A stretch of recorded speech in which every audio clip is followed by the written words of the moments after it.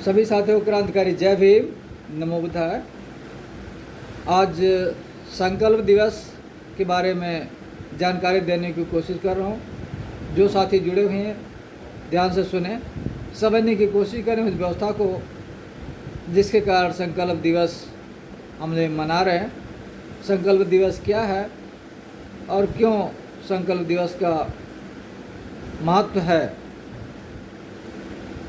हमारे देश में सनातन धर्म, हिंदू धर्म, जिसमें जातिवाद, भेदभाव, जिसमें मनुष्य को मनुष्य नहीं समझा जाता था और आज भी नहीं समझा जाता है, कितना बड़ा अन्याय अत्याचार होता है।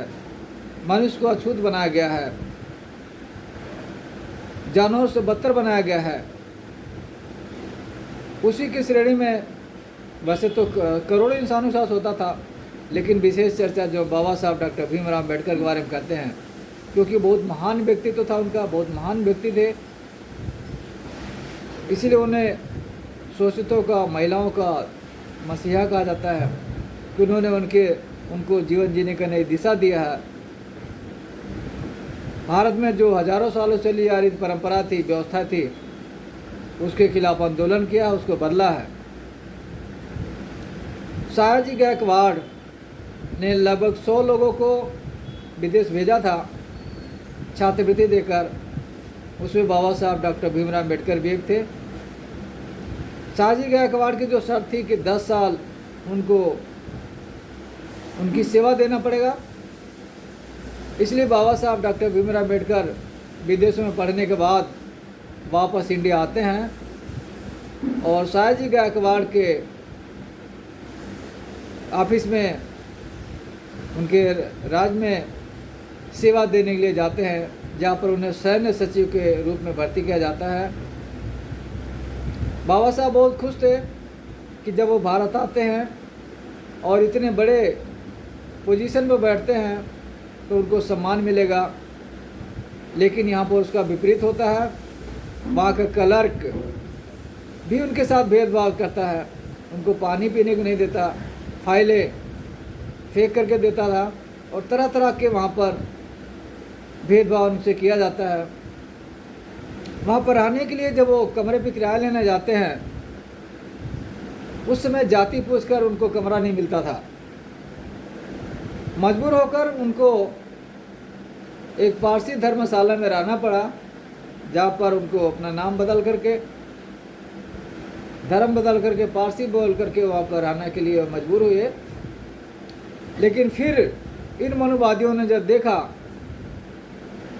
कि यहाँ पर वो रह रहा है और हमारे जो नौकरी है वो हमारी जाने वाली है, क्योंकि बाबा साहब ने उनकी जो कमियां निकाल रहे थे, वो लोग बौखला गए और वहाँ से भगाने की कोशिश किया।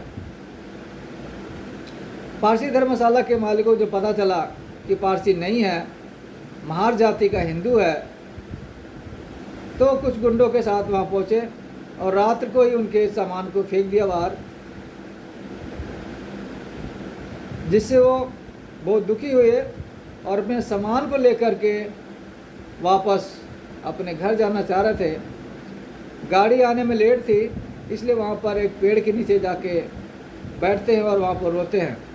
वहाँ पर बहुत रहे उन्होंने इस व्यवस्था को लेकर के, और वहाँ पर उन्होंने संकल्प लिया कि मैं पूरी ज़िंदगी इस भेदभाव के खिलाफ, अमानवीय कृत्यों के खिलाफ, इस धार्मिक व्यवस्था के खिलाफ संघर्ष करता रहूँगा।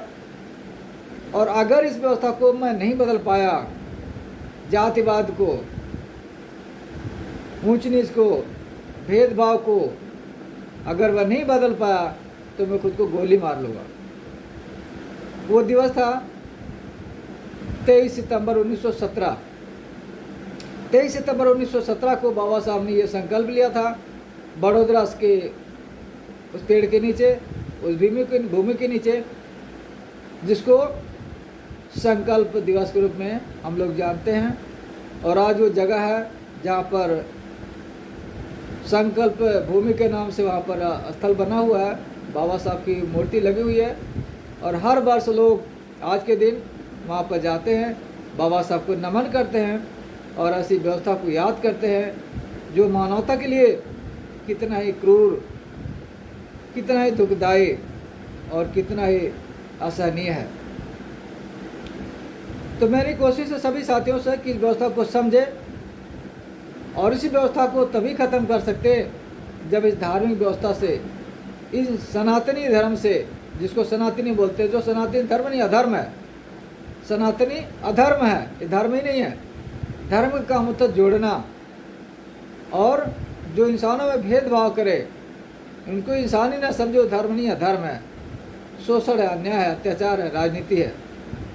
इसलिए बाबा साहब डॉक्टर भीमराव अम्बेडकर ने 14 अक्टूबर 1956 को हिंदू धर्म को छोड़ करके नागपुर में दीक्षा भूमि में, जिसे कहते हैं आज दीक्षा भूमि इसलिए कहते हैं कि वहाँ पर उन्होंने दीक्षा दिया था, तो नागपुर के उस जगह पर उन्होंने 14 अक्टूबर 1956 को 5 लाख, 16 अक्टूबर 1956 को महाराष्ट्र में दूसरे जगह 3 लाख, और फिर तीसरी जगह पर 3 लाख, इस प्रकार से 14, 15, 16 3 दिन में 11 लाख लोगों को बौद्ध धर्म दीक्षित किया था। और उन्होंने घोषणा किया था कि अगर मैं 2 साल जीवित रहा तो पूरे भारत को बुद्ध में करूँगा। आज ज़रूरत है, जो लोग अम्बेडकरवादी हैं, जो लोग जातिवाद, अंधविश्वास, पाखंड को ख़त्म करना चाहते हैं, मानवतावादी हैं, उन सबकी नैतिक जिम्मेदारी है कि बाबा साहब के संकल्प दिवस पर संकल्प लें कि ऐसी धार्मिक व्यवस्था को उखाड़ फेंकेंगे, खत्म कर देंगे, सनातन धर्म को ख़त्म कर देंगे, और भारत का जो मूल धर्म है बुद्ध धर्म, जो सबसे पहला सर्वश्रेष्ठ वैज्ञानिक धर्म है, उसके प्रचार प्रसार करेंगे, खुद अपनाएंगे, अपने नाम के आगे बौद्ध लगाएंगे, बौद्ध धर्म की दीक्षा लेंगे, बौद्ध धर्म का सर्टिफिकेट लेंगे, और जहाँ भी लिखना होगा धर्म के काले में बौद्ध लिखेंगे, बुद्ध धर्म के अनुसार से चलेंगे। सनातनी हिंदू धर्म द्वारा, सनातन धर्म द्वारा, हिंदू धर्म द्वारा जो निर्धारित पूजा पाठ, पाखंड, आडंबर, काल्पनिक भगवान देवी देवताओं को छोड़ करके तर्क और विज्ञान का मार्ग अपनाएंगे। आज जितने बुद्ध को मानने वाले देश हैं, Japan, south Korea, north Korea,